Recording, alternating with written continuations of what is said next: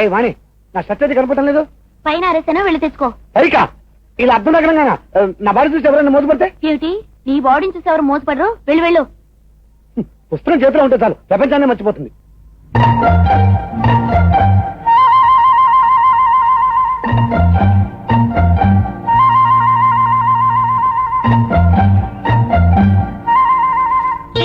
ఈ రోజు తాడో పేడో తేలిపోవలసింది. నువ్విలా లెక్కలు డొక్కలు అని కూర్చుంటే నేను రెక్కలు మొక్కలు చేసుకోలేను.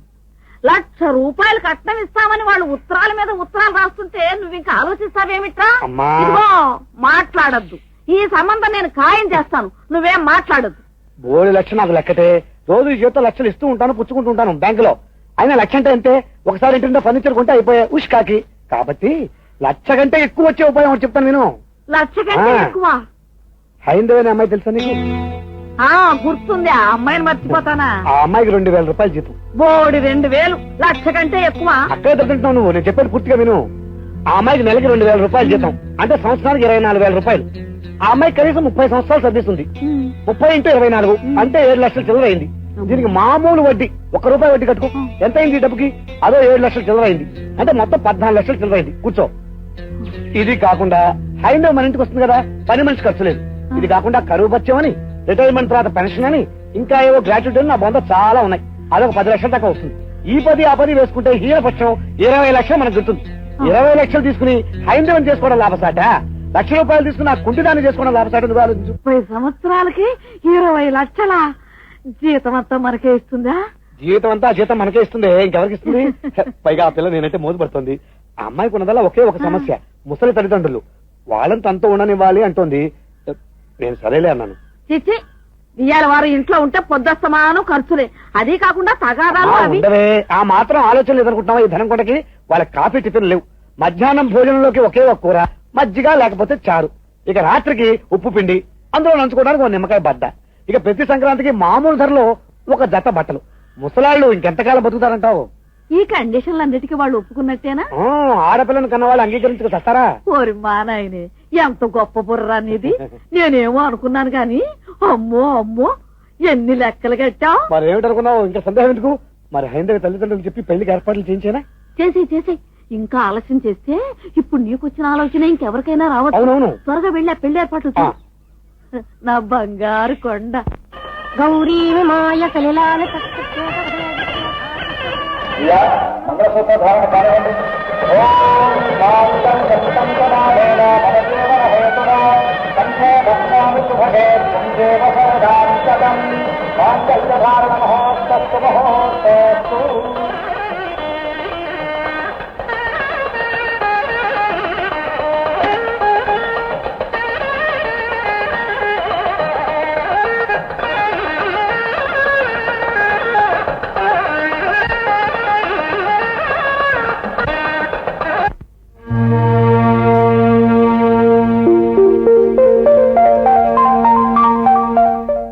కాఫీ తీసుకో మావా.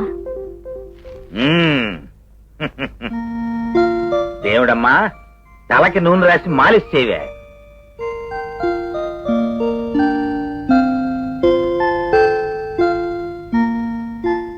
నమస్కారం అండి. ఎవరు మీరు? ఈ ఇంట్లో అద్దెకి ఒక పెద్ద పోర్షన్ ఖాళీగా ఉందని విన్నాం. అవునుంది. మీది పెద్ద ఫ్యామిలీయా? పెద్ద ఫ్యామిలీ అంటే పెద్దది కాదనుకోండి. ఈ మధ్యనే మా ఇద్దరు పెళ్ళయింది. వాళ్ళ కుటుంబం కూడా మాత్రమే ఉంటుంది. ఓ ఉండొచ్చు, కానీ అద్దె మాత్రం 1వ తారీఖు సాయంత్రానికల్లా టెన్షన్ గా ఇచ్చేయాలి. మేము కరెక్ట్ గా ఇస్తామండి, మీరే టెన్షన్ గా పుచ్చేసుకోవాలి. ఇంట్లో రేడియోలు లౌడ్ స్పీకర్ లో పెట్టకూడదు. అబ్బాయి అలాంటివి లేవండి మా ఇంట్లో. పందుల్ని కుక్కల్ని అస్సలు పెంచకూడదు. చిచ్చి, మాకు అలవాటే లేదండి. అవును, మీరు వెజిటేరియన్సా నాన్ వెజిటేరియన్సా? మీరు ఎలా అనుకుంటే అదే మేము.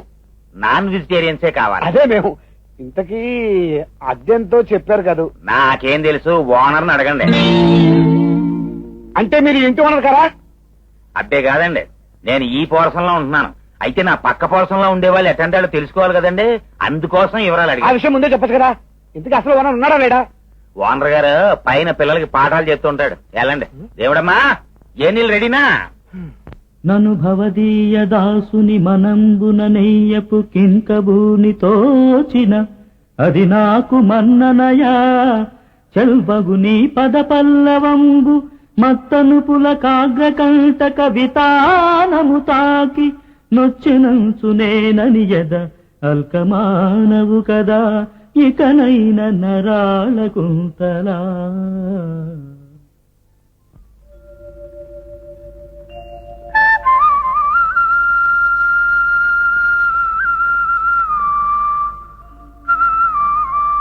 మాస్టర్ గారు ఎవరు వచ్చారు?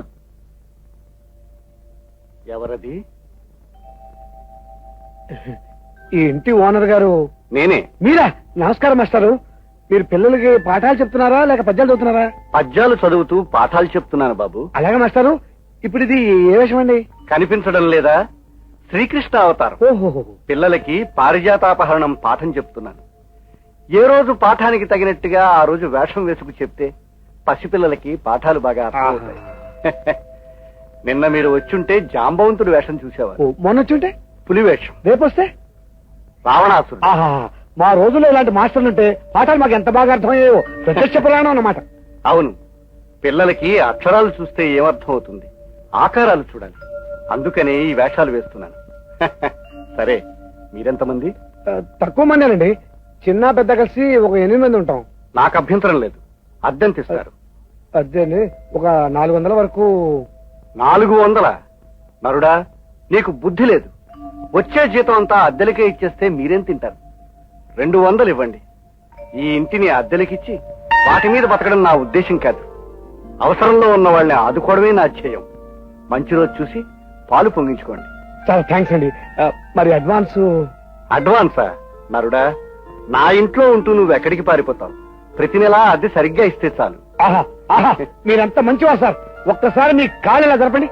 ఎందుకు? దండం పెట్టుకుంటాను. పెట్టుకున్నారుడా. పరిత్రాణాయ సాధూనాం వినాశాయ చ దుష్కృతాం ధర్మ సంస్థాపనార్థాయ సంభవామి యుగే యుగే.